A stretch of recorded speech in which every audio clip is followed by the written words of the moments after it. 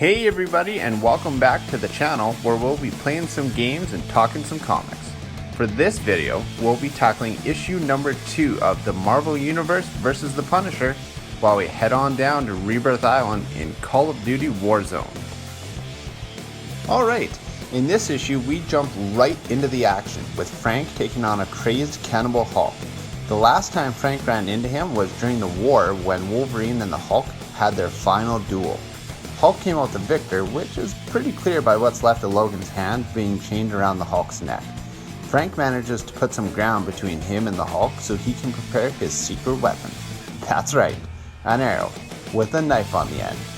Frank fires the knife-arrow combo and takes down the mighty Hulk. Yep, you heard that one right. One arrow, with a knife, killed the Hulk.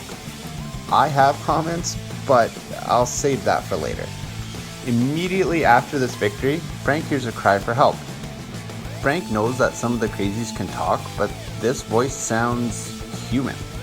The source of the voice leads Frank to a church of all places, where he discovers a hole in the floor with a priest and a young boy, yeah, I know, save your jokes for later people, trapped inside.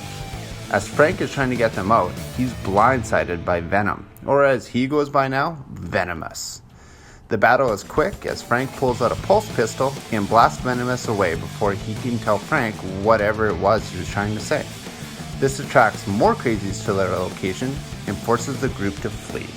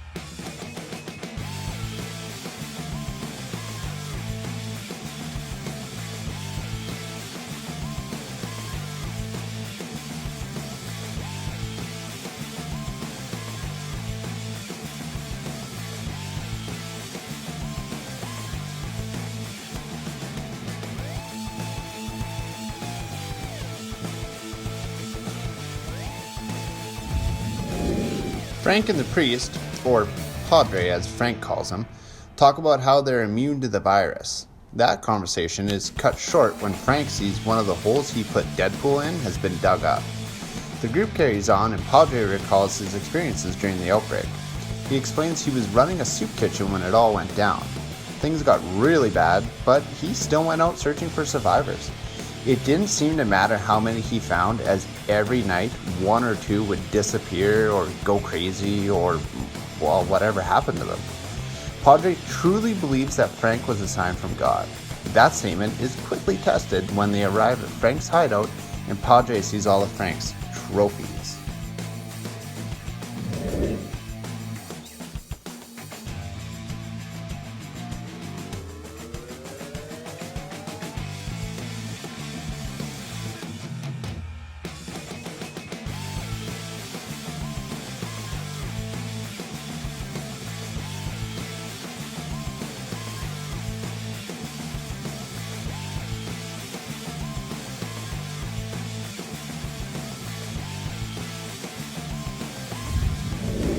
Inside, Padre and Frank discuss the possibility of there being more survivors. Frank is insistent that there isn't, but Padre knows that there is. He says they've been hiding from the crazies and also from Frank, as he's just as scary to them. Padre begins to wonder if Frank is doing any good at all by just killing the crazies. He believes Frank could be out finding survivors, and that would give his life meaning. The conversation is yet again cut short by the arrival of Deadpool. Frank immediately pumps Deadpool full of bullets, but instead of fighting back, Deadpool just waves the white flag, literally. Deadpool tells Frank that his boss wants to have a little chat with him, but Frank refuses until it's discovered that Padre and the kid have disappeared. Frank runs in only to discover that they're being held hostage by Zero, aka Spider-Man. Frank runs in only to discover that they're being held hostage by Zero, or as he's better known by, Spider-Man. To end the issue, Spidey tells Frank it's time to have a talk about salvation.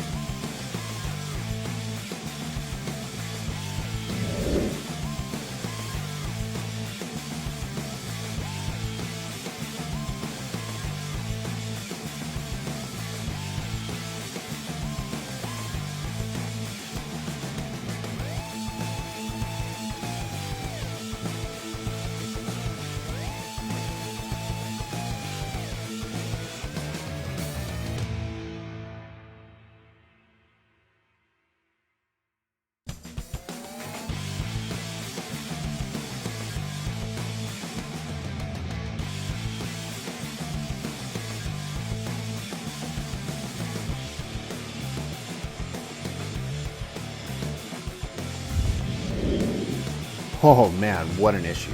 Obviously there are things I liked and a few things I didn't like, but let's start with the positives. First we have Venom's design. I think that is so awesome. It looks like the virus caused the white from the spider to bleed down the rest of his body. It's pretty different from any version we've ever seen, and I really like it. Did anyone notice how Venom says I instead of we? I found that actually really strange. I wonder if it's because his host is dead, or if maybe he's just using it as a puppet, or maybe he can just walk around without a host now. Who knows? We've seen that before too. Or it could just be an oversight by the writer. You never know, I guess. Another thing I liked was how Frank calls the priest Padre. I have no idea why I like it so much. It just feels like something Frank would say. The reveal of more survivors has definitely piqued my interest. In the first issue, we were led to believe that Frank was all alone in the world, but that's not actually the case anymore. Apparently, more people are immune to the virus than just Frank.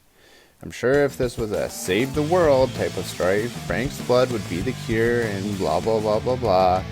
Who knows, it probably is. Or maybe everyone is destined to turn and it's just taking far longer for a select few. I mean, I know it's been years, but hey, you never know. And finally, the reveal that Spider-Man is Zero. I think we all saw this one coming, but it's still pretty awesome nonetheless.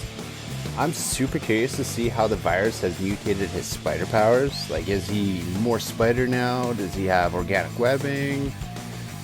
We know for sure he still has a spider sense, as he's been dodging Frank nonstop, so there is that. The guy's definitely put on some muscle, so yeah. Pretty awesome. Kind of excited to see what happens there.